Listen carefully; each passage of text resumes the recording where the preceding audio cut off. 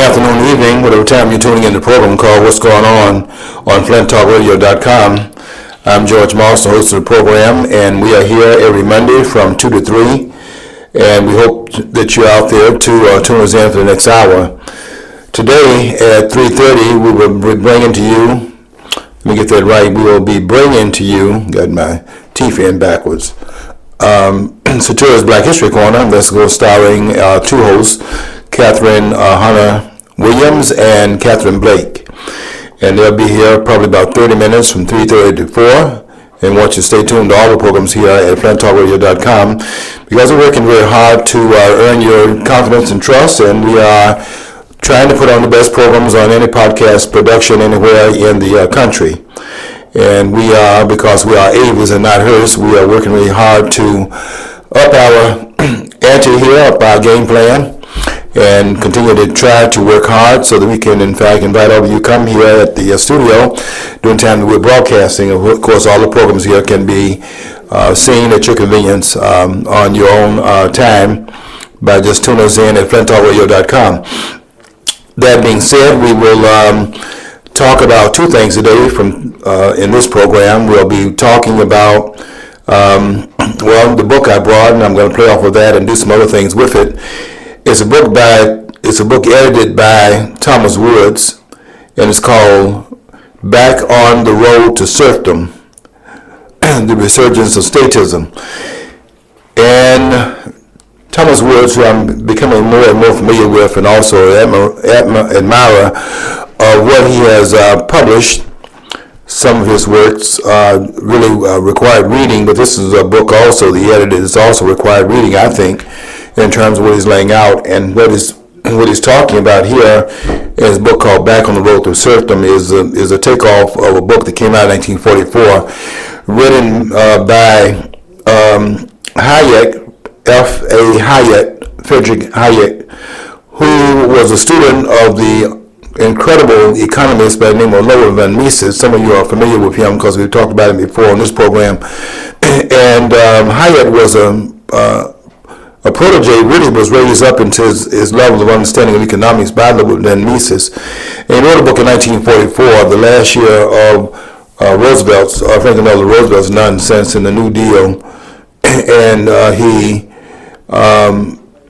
in 1944, published a book called The Road to Serfdom. And what Thomas Woods is advocating in his book here, the premise is that we're back on that road, and we're back on that road big time. So I'm going to be talking about two topics today. One of which is I'm going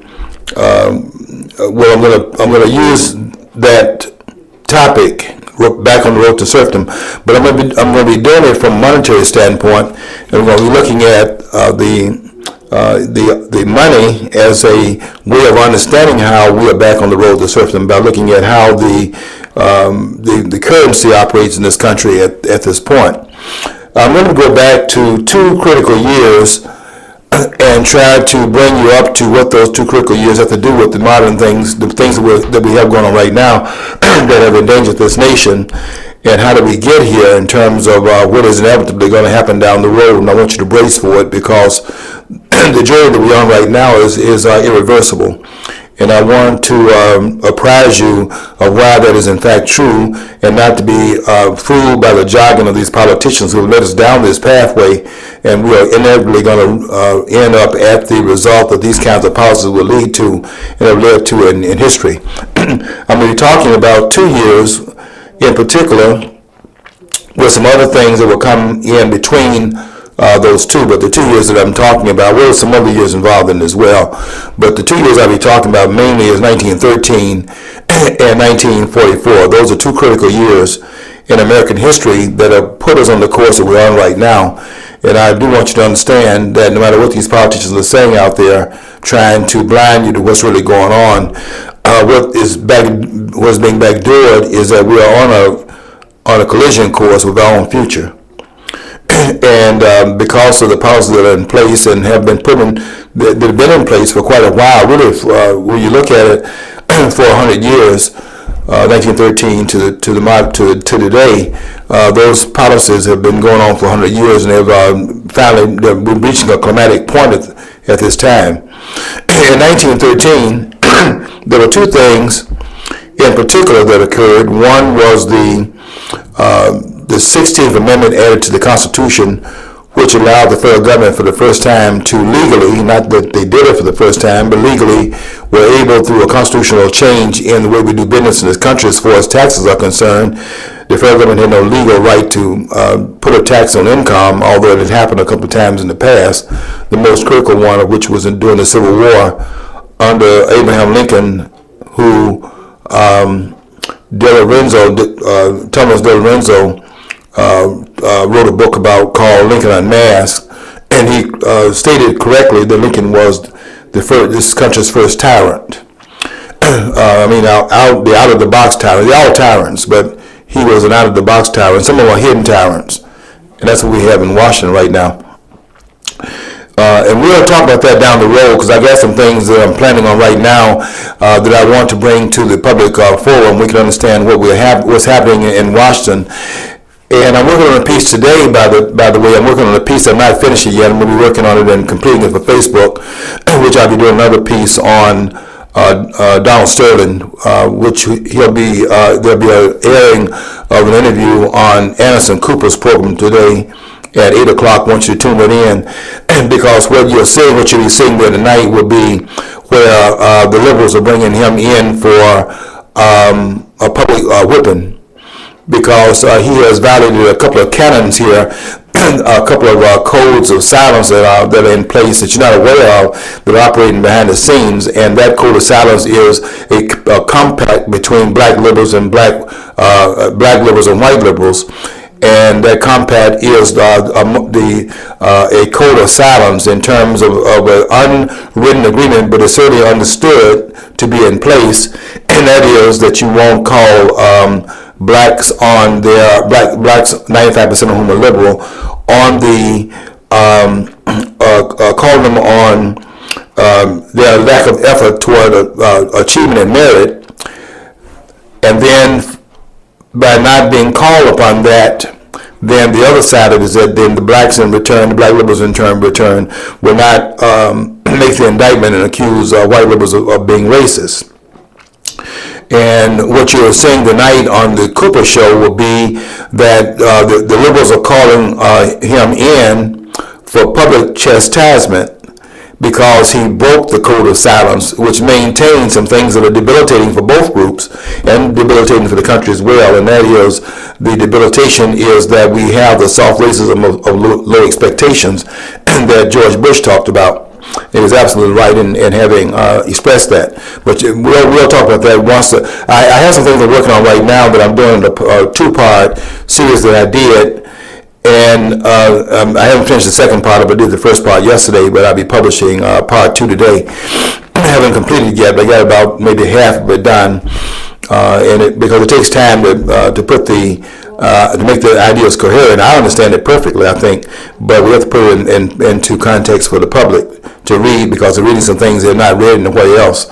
And we're going to be putting some things in the public domain that has not been talked about, but by very few people. But we're going to enlarge on what they're saying and then try to put it in the public domain where you can see it from behind the corridors of the universities and so on and so forth. And we don't even talk about it even there, as a matter of fact.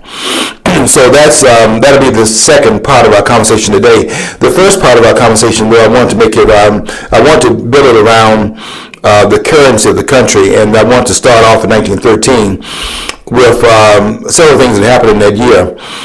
One was the passage of the 16th Amendment, because prior to 1916, the government, the federal government, had no right to tax your income. And I'm talking about your personal income. And the way the government gathers income, because it could not tax your wealth away from you. In other words, it could not engage in public theft at the point of a gun. They had to then get their money from public lands, which you saw that play out in Nevada, and taxes that are on imports. They weren't even allowed to put a tax on exports going out of the country, but things coming in, the taxes that you could get on the importation of products and the excise tax, you could in fact get money. That necessarily kept government limited, and it kept it within the confines of the Constitution. So 1913 is pivotal in terms of what is now going on as far as what Del Renzo talks about in terms of who killed the Constitution. One of his books. Let's see, is that book by Del Renzo or is that by Woods? I think that book is by. I think it's by Del Renzo, Thomas Del Lorenzo. But that would not, you would not have had the Constitution, which is really now on life support, if you had not had the 16th Amendment passed in 1913. So that's a critical thing that occurred in that year. One other thing occurred in 1913, and this happened before Roosevelt. This happened before Wilson took office. You know, Wilson was elected in 1912 and took office, which would have been in March of that year, because presidents will be inaugurated in August, unlike what it is right now, when inaugurated on the 20th of January. But before the amendment was passed, in which that was in fact changed, presidents were inaugurated March the 4th. And so Woodrow Wilson, the progressive president, who became president because of the split in the Republican Party, as Theodore Roosevelt, the cousin of Franklin Delano Roosevelt, and the person I think that set the tone for Roosevelt to assume more terms than had ever been assumed before. I think that the foundation for that was laid by Theodore Roosevelt because it had been tried before, and everybody accepted the precedent set by George Washington that you would serve 2 terms and then you would step down from power, and you didn't even need a law in order to bring that result about. But I think that when Theodore Roosevelt tried to do it in 1912, having stood down. You know, he was president serving almost all the terms of McKinley, who was assassinated, and so he served, almost 4 years of McKinley's term. Then ran again in 1904 and stepped down in 1908 because he was respecting the principle and the precedent set by George Washington. But he changed his mind because he was upset with the way Taft had run the country, and decided, when Taft, who had become president in 1908, he decided to challenge Taft in who was on the Republican ticket, and Theodore Roosevelt decided to challenge him and couldn't do it within the Republican Party, so set the Bull Moose Party and challenged him there, and they allowed Wilson to become president in 1912 as the Progressive Democrat. That's how Wilson gets in office. But Wilson is not taking office at this point, because the 16th Amendment was passed in February of 1913. So although we have a progressive movement going on at this point, and really was even going on under Theodore Roosevelt, because Theodore Roosevelt was a progressive, although in the Republican Party. And before Wilson, who was also progressive, but more so on steroids, before he took office, you have the 16th Amendment passed in February, and of course the president doesn't have anything to do with an amendment. So when the amendment was passed by 2/3 of the House and 2/3 of the Senate, and then ratified by 3/4 of state legislatures, then that was added to the Constitution, and that's when everything began to become, short-circuited as far as the things that were required in terms of limited government, the check and balance system on the federal level, and then of course the check and balance system on terms of the federal level, where you have the federal government able to be restrained by the states who have the representatives in the Senate. And so a lot of that is now coming unglued because of what occurred in 1913. You can't see how it plays out though until later, and we're now seeing the manifestation of it today. Okay, so that's one aspect of it in terms of the 16th Amendment. The other thing that occurred in 1913, I think this is even more pivotal in terms of the impact that it's had, but not at the very beginning of it, nor was the intention of it to do what it's doing right now. But the other thing that occurred in 1913 was the setting up of the Federal Reserve System.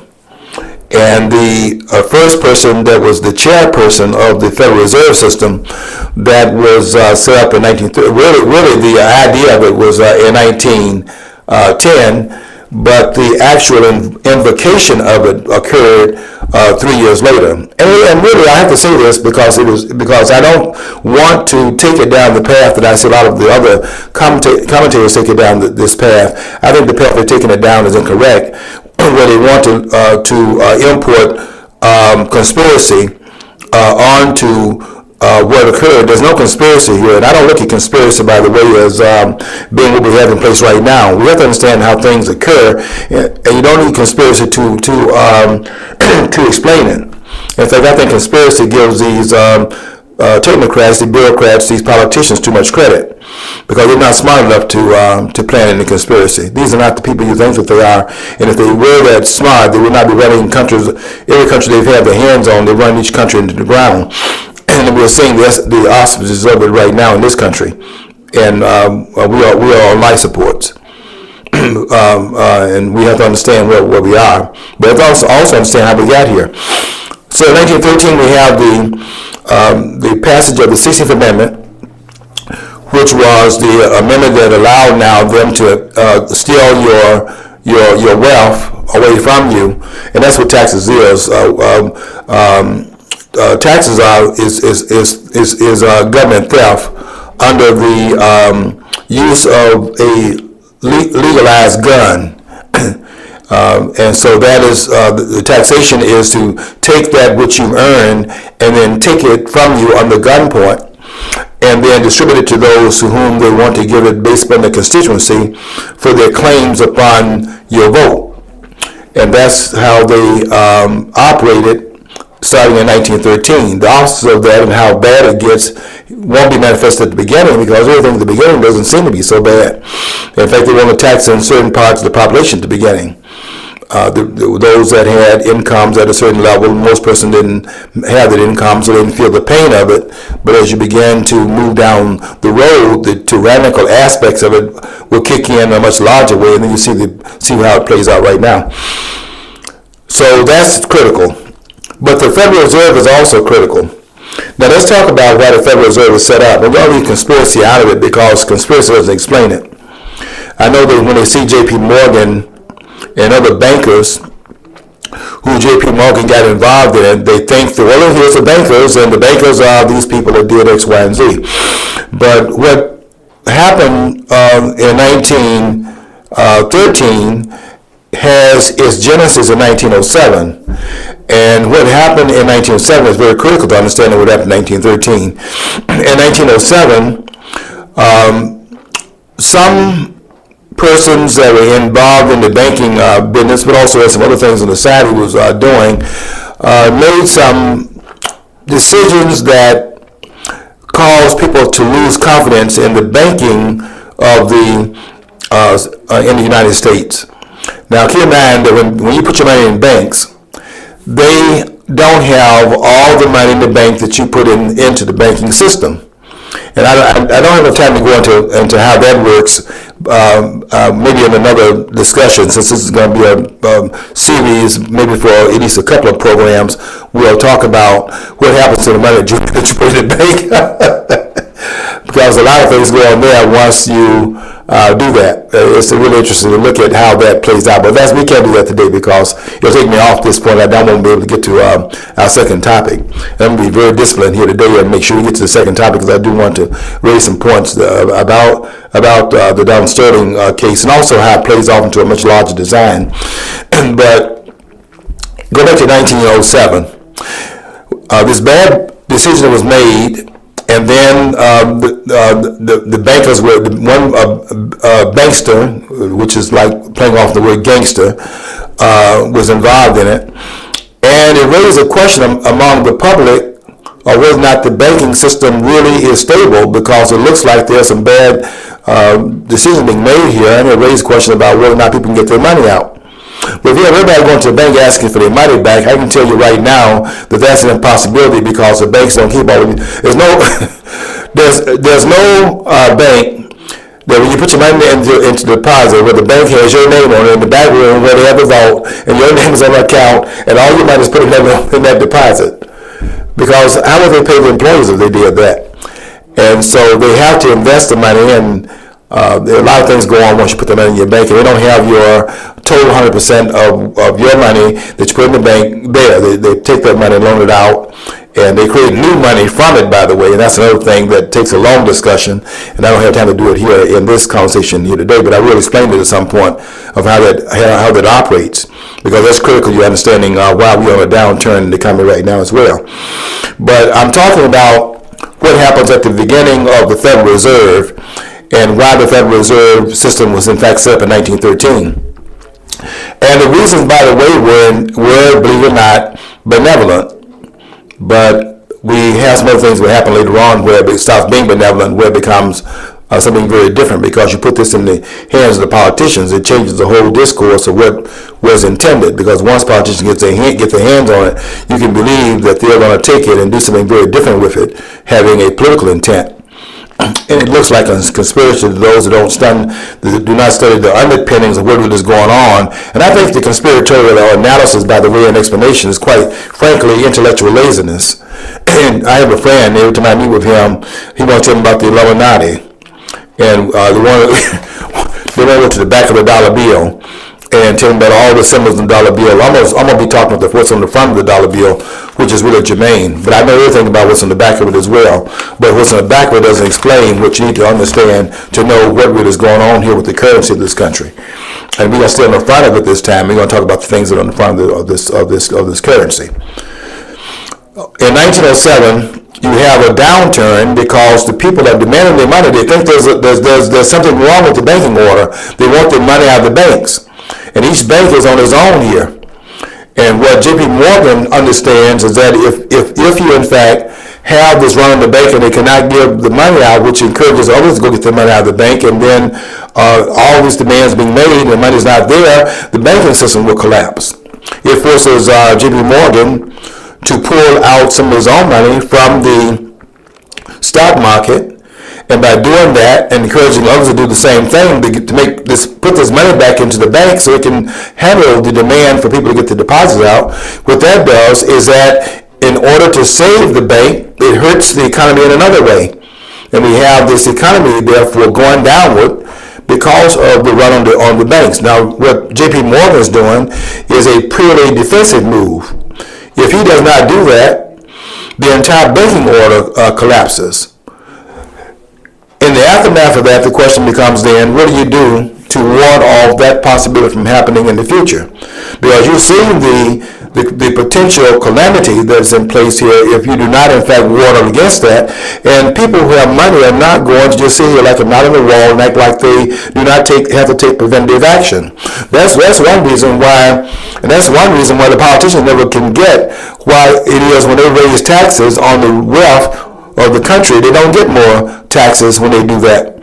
Because what they assume is that when you begin to pass these policies, that people that have money will not, in fact, respond to it. And they will respond to it, and have always responded to it. But how then, under these new set of circumstances, will they then take their money and protect it from the grasp of these thieves who are wearing business suits and have guns that they use as the power of the state? What do they do to ward off this theft that's going on now on an escalated basis? Well, they found a way in which to protect their money. They might, for example, not invest it in business to, in fact, enlarge among the businesses so they don't make more wealth because you're demanding more of it to be confiscated by the state. They may do that, or may, in fact, take it overseas. Or they hide it in investments, where the investment is not going to be a return immediately, but they'll hide it in terms of investing it in maybe long-term stocks where there's no immediate results in the economy, so the economy goes down, and they don't get more taxes because wealth is not being generated based upon political policies. They haven't learned that because, as I said, these politicians are not all that smart. And anybody that says otherwise got to explain why we have an $18 trillion deficit that's run up by politicians. You see any businesses doing that? These are not rocket scientists in power. And we have to stop looking for government for answers. There are no answers in government. Government is run by politicians, not by business people. And you can always have these kinds of results. And their history is not different in the past than what we're seeing history being made right now. Okay, so 1913 we have the federal income taxes passed, and we have the creation of the Federal Reserve Bank. And why is it created? So that if there's future runs in the bank, we have a central bank here that allows then for the fusion of capital to go in to those places where the money is needed in case people want their money, quote unquote, out of these banks. And this is, at this point, this is money because the money is backed up by gold.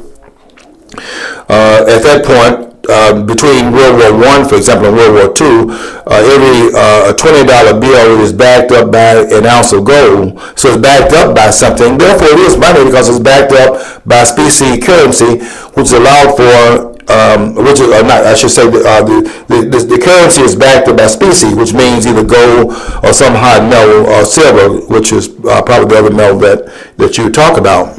You have gold on the one hand, you have silver on the other hand, and you would have gold dollars, silver dollars, the 50-cent piece, which you can't find anywhere now because it's taken pretty much out of the marketplace.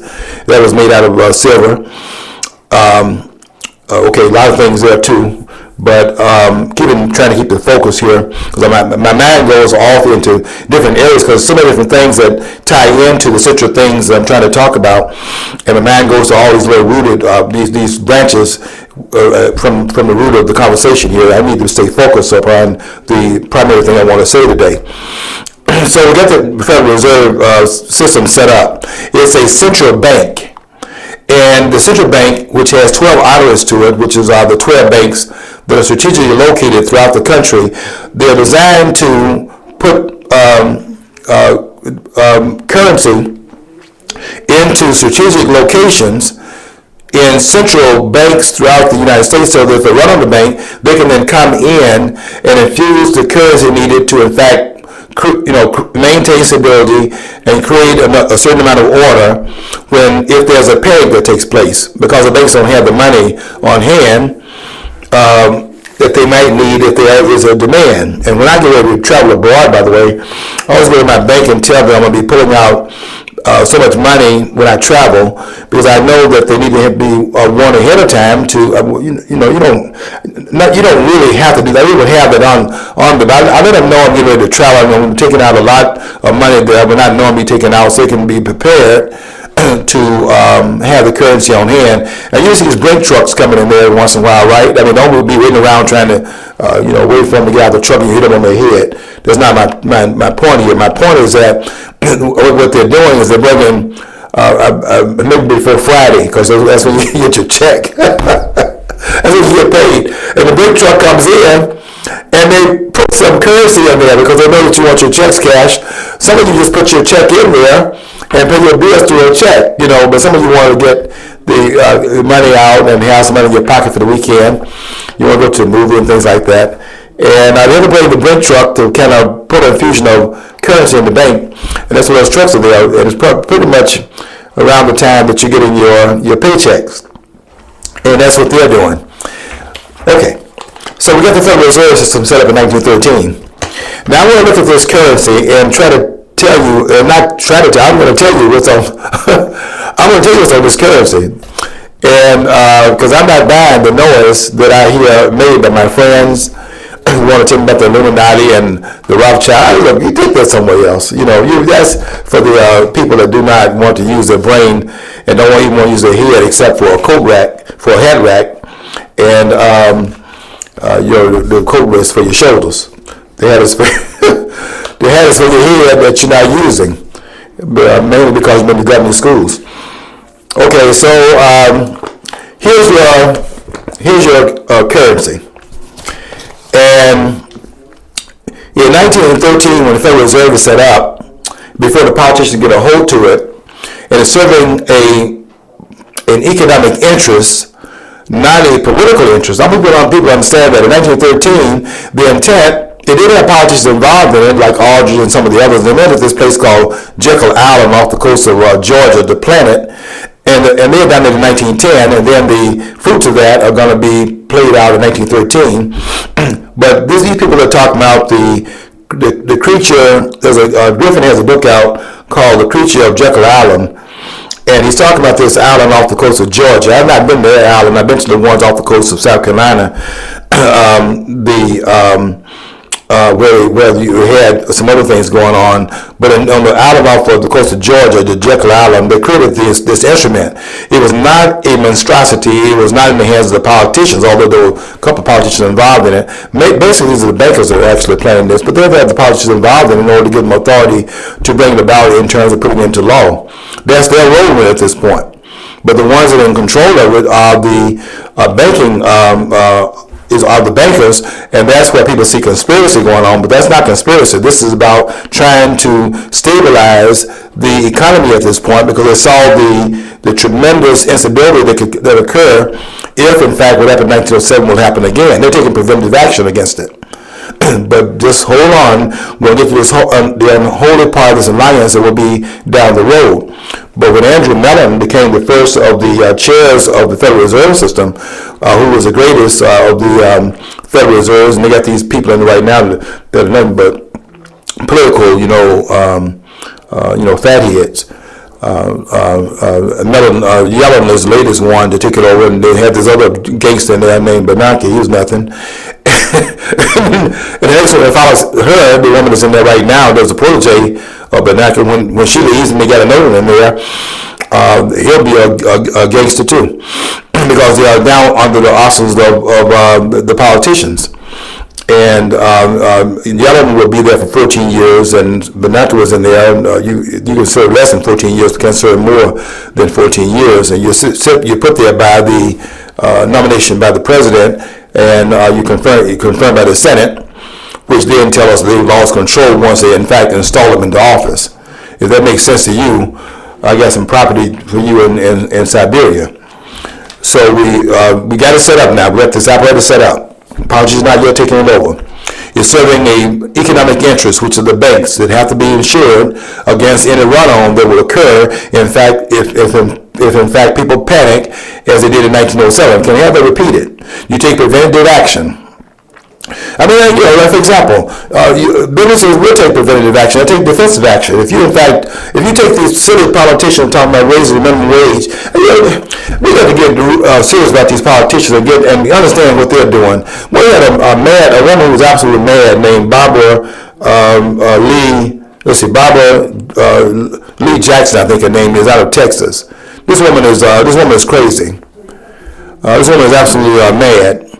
Talking about raising the minimum wage to $26 an hour. And then this woman, who's a political fool, said that that would happen without any consequences on the economy. You have to be crazy to believe that.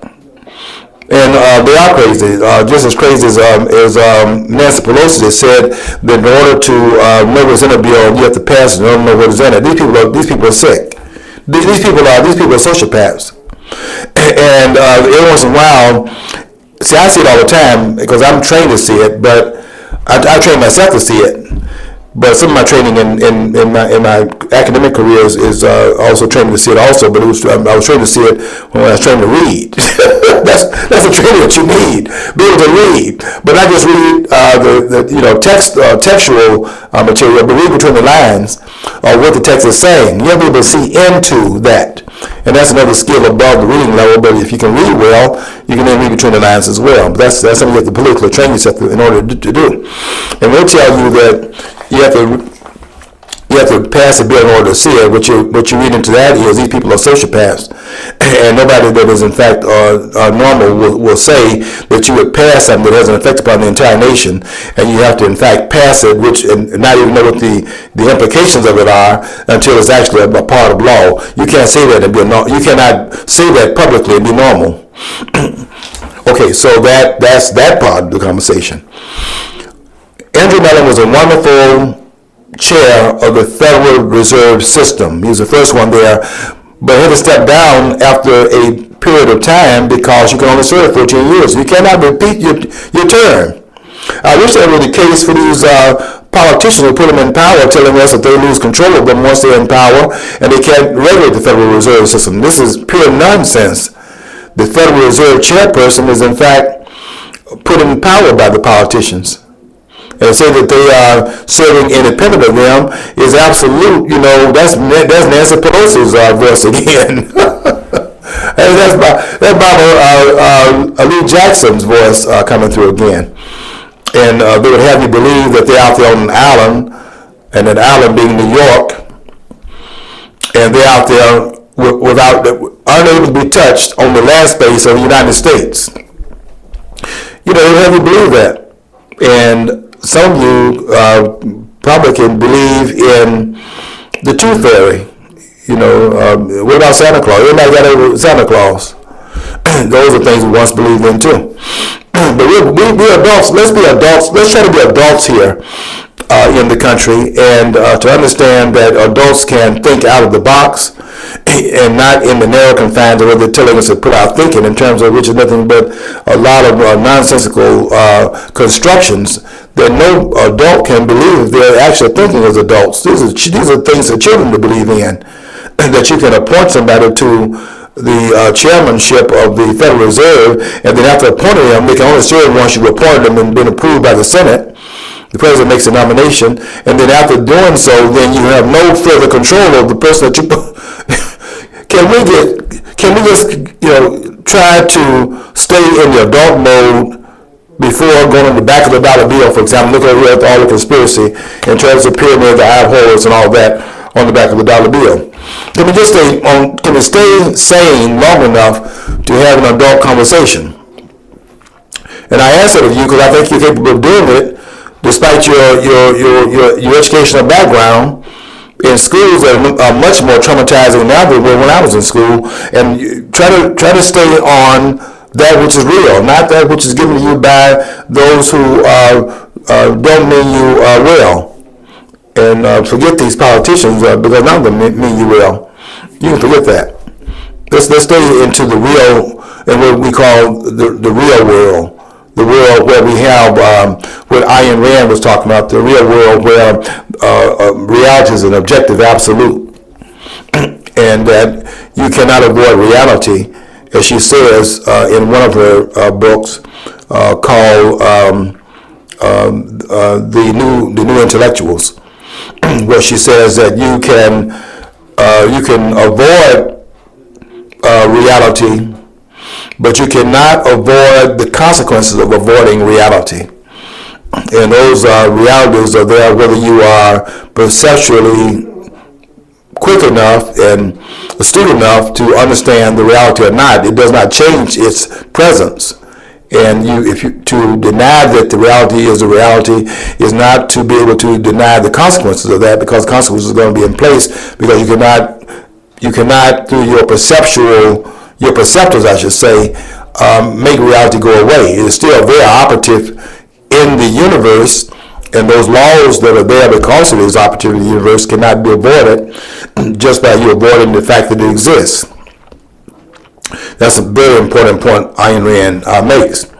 So we have the creation of this group. It's not conspiratorial, and it's not destructive because it's not yet been made into a political use.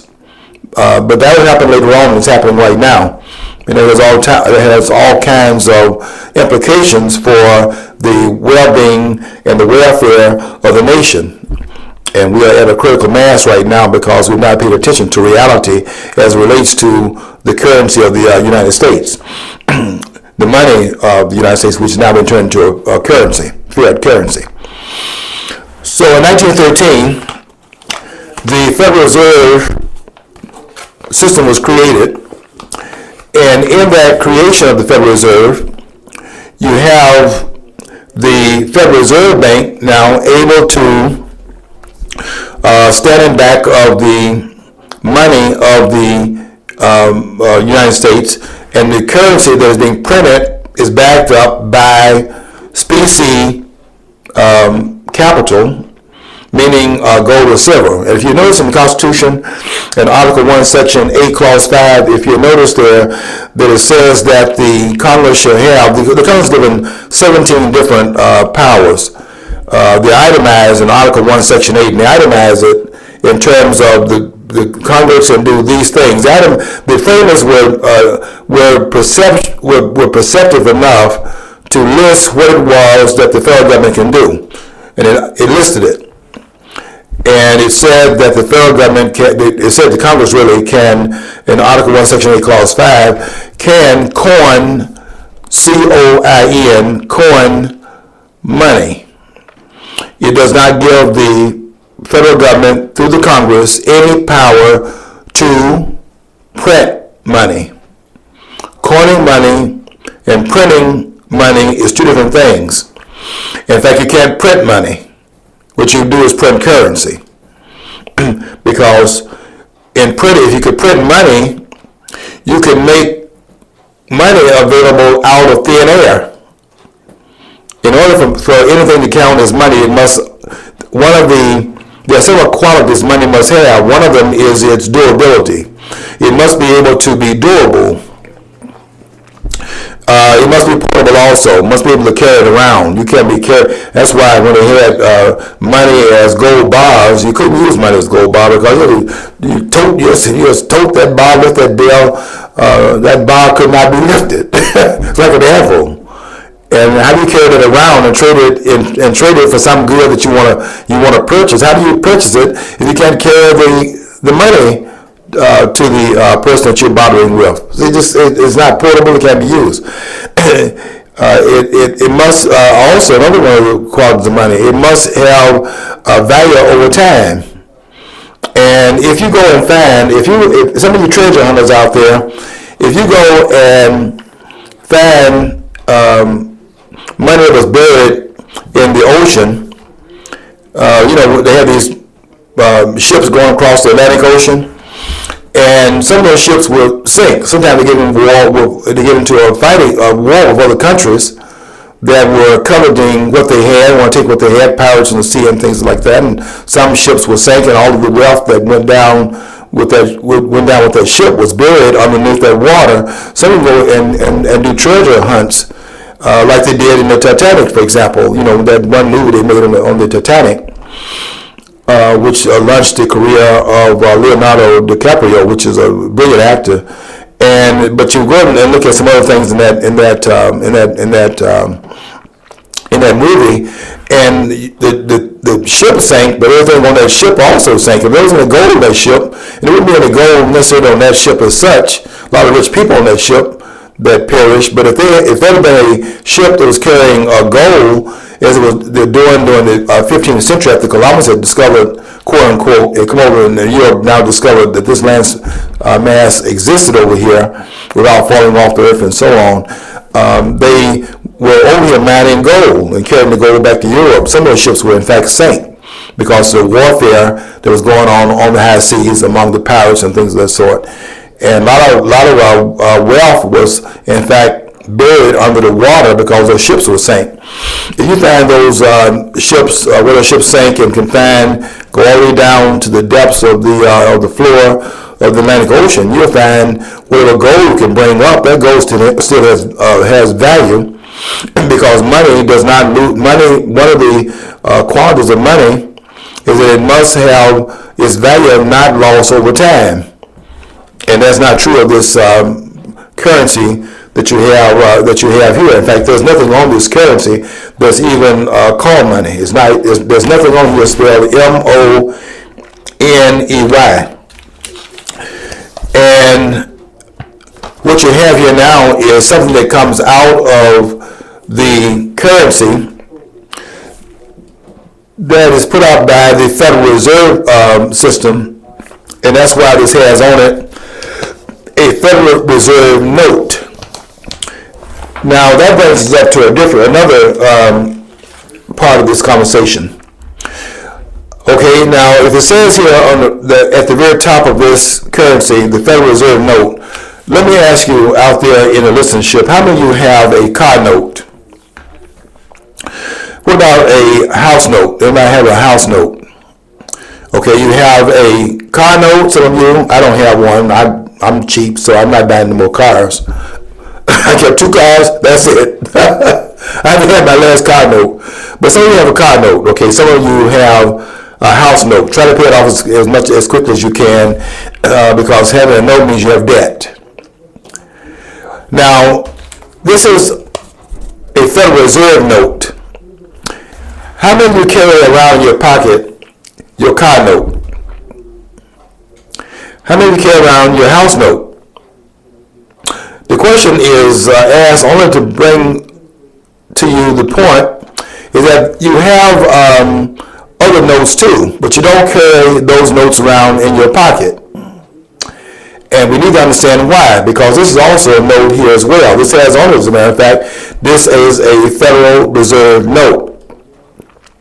Now, go back to Article 1, Section 8, Clause 5, and see where the Congress has the power to coin specie or coin money. If you would melt gold down, it's real soft, can melt it down into coins, then you can coin money from some hard asset, usually gold and silver. In this country, it's gold and silver. Some other countries would have something else standing for their money. But over time, we got away from cowrie shells and iron bars and things that we don't have anymore, because that which is used for money went out of existence, and pretty much what has been consistent used for money was gold and silver, and they used because of the scarcity. See, there's another thing also, that the money must have a scarcity to it. You can't call it money if you go to the mill, the printing mill, and just churn it out like you do these dollars here. As long as you print the dollars and the dollars are backed up by the hard currency, then you can restrain the printing mill printing the currency, because it is based upon something that's in back of it that is limited and scarce, and so therefore that's where the power is located in terms of what is in back of the currency, because this can be printed on a printing press. But that which backs it up cannot be. As long as there's discipline in that, then there is, not a real problem in terms of using this, because it does have portability. It does have, it is able to be carried around, and it's backed up by something that, in fact, does not lose its value over time. And that's why that would work. But there's no constitutional right to print money, quote unquote. But they got around that by, in fact, how they get around that was to have that which was printed backed upon that which there's a constitutional order to not do it, to coin money, not print money. So then you don't have the federal government or the Congress name up here at the top. It's a Federal Reserve note, and they are disavowing that they have any control of it once they've created it, because they don't have the right to do what the Federal Reserve is doing. And that is to, in fact, print what is called money. They have the right to coin money. So you'll see that at the top of it, it says that this is a Federal Reserve note. What that means is that then this can be turned in. This is not money. This will be turned in for money. This is a note. A note that says then that you can take that which is, in fact, a note, and it can be paid off by the person that distributed the note. In other words, you have a car note, someone issued the note to you, to which he expects you to pay on the note. Until the note is paid, he holds the note. In other words, until the debt is paid off, you hold the note until the debt is paid. So this is what then? This is saying that something is owed, because this is a note of something that's out there as a debt. Any note is a debt. It's also called a bill. Okay, you get a phone bill, and you get electric bill. I get an electric bill once a month. I get a bill from the water source, which I pay. I think they call it the sewer bill every 3 months. And that's going up, and I'm paying through the teeth for that as well. But it's a bill. It comes the bill there where I live comes every 3 months. I think maybe in the city it comes once a month, like the light bill. But a bill is also the same thing. And a bill is also a note. It's also about debt. And this right here is a $1 bill. It's called that. It's called a bill, a $1 bill. So when you see the word note and you see the word bill, you're talking here about something that is in fact old. A bill, that's your light bill, something is old on it. A note, something is old on the note, your car note, your house note. So we're talking here about debt. Now, when this is backed up by what is allowed through the Congress, you're allowed to take this note and change it for money, because this is not money, it's representation of it. As long as it represents money, there's not really a problem, although it's still unconstitutional, but it's not a problem because it is backed up by something. So that's the first part of this conversation. The second part is what happened, that's in 1913. The second part of it is what happens then down the road. And this is where the rubber hits the road, or the fire hits the fat. The fat hits the fire, which of those two is order that. But in 1944, we're fighting in World War II. And I can say I'm not going to even get to my second topic now, because it's taking longer than I thought.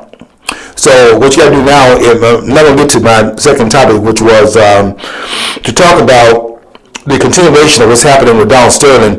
But you can read my post. I'm not finished with it yet, but you can read my post, which I'm going to complete and have up. I think I probably have it up by about 5 o'clock or 6, somewhere around there, because I got to go to a couple of places before I get back home. But I will finish it up, and I'll do part 2 on a piece that I did part 1 on yesterday, and I'm going to finish up part 2 this afternoon. I'll get it up before.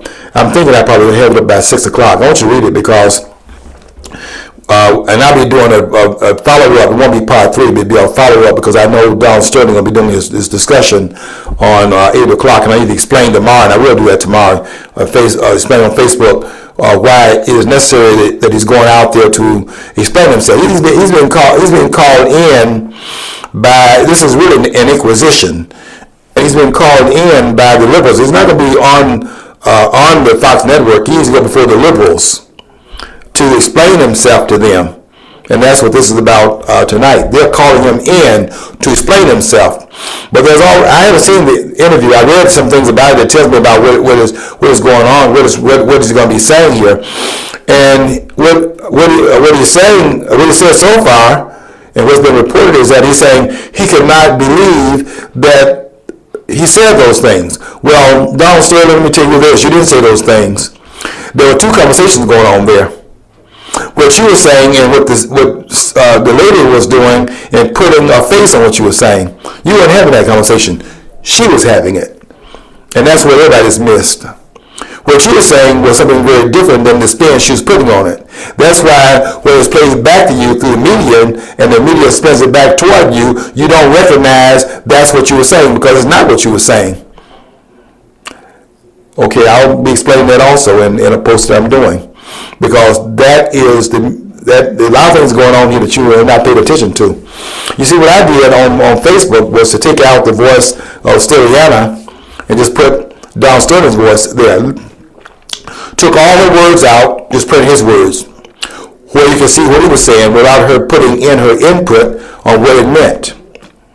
And that's what everybody's missing. There's a lot of things we can talk about there, and I can't do it now because I got to finish this up, because this is going to take some time as well, and I'm going to have to take the next part of the next program also to finish this up, because I did just get into I need to enter into the conversation first before putting the finishing touches on what is going on.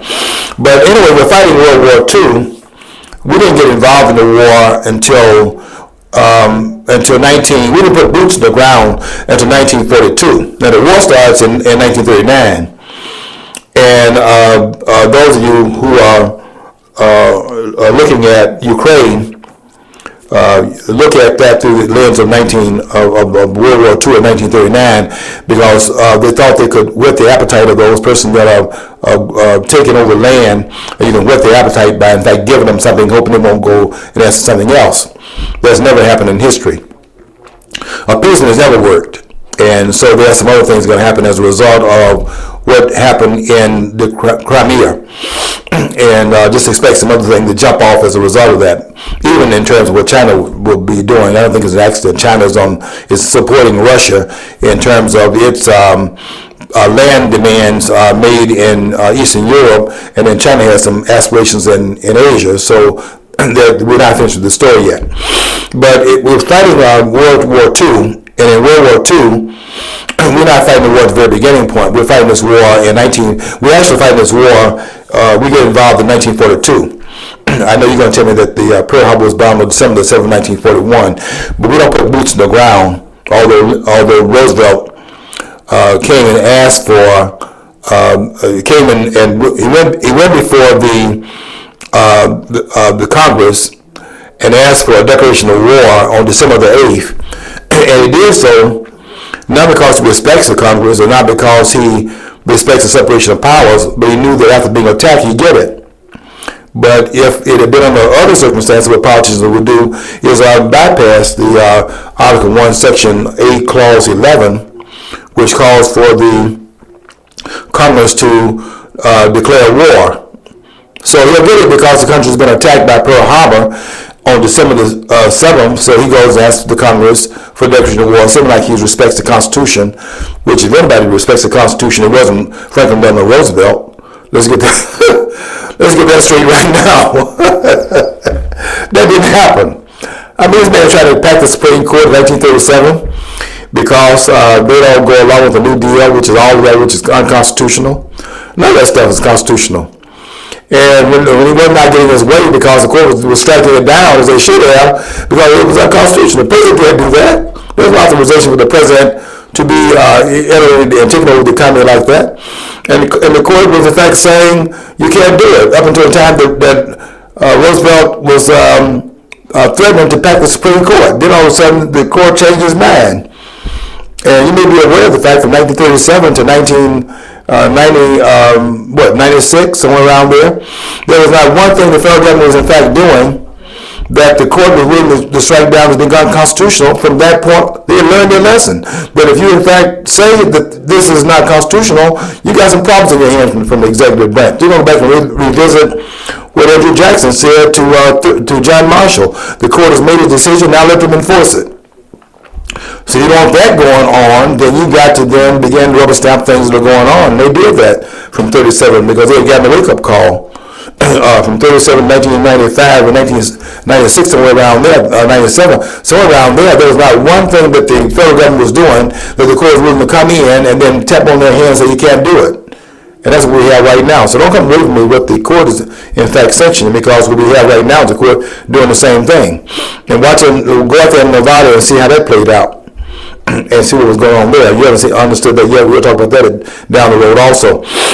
But this currency is pretty much under restraint as long as they're only going to print so much of it and then base it upon how much of the specie money that you have backing it up. That's fine as long as that goes on. But then you have something else that kicks in, and we'll have to finish that next week, but I'm going to get into at least some part of it right now, and that is what kicks in a very important conference you've not even heard about that took place in New Hampshire. And that takes place in New Hampshire, where at the end of the war, we got involved in the war in 1942, although we were attacked in 1941. We put boots in the ground in 1942, and the term this war is now turning because by the U.S. staying on the sidelines for 3 years, from 1939 to 1942 pretty much, our economy is churning out all this production because when you're at war does benefit countries, but it does not benefit the countries that's engaged in it. You see, people think that wars stimulate the economy. That's not true. Wars stimulate the country's economy that's not involved in the war. Now, when we fought in Iraq, you saw what happened there. We can't pay for the war. We can't pay. That's why we can't respond anymore in the world, because if we have to be involved in the war, we can't respond to it because the money that you have, when you spend the money and not producing, you got a problem there.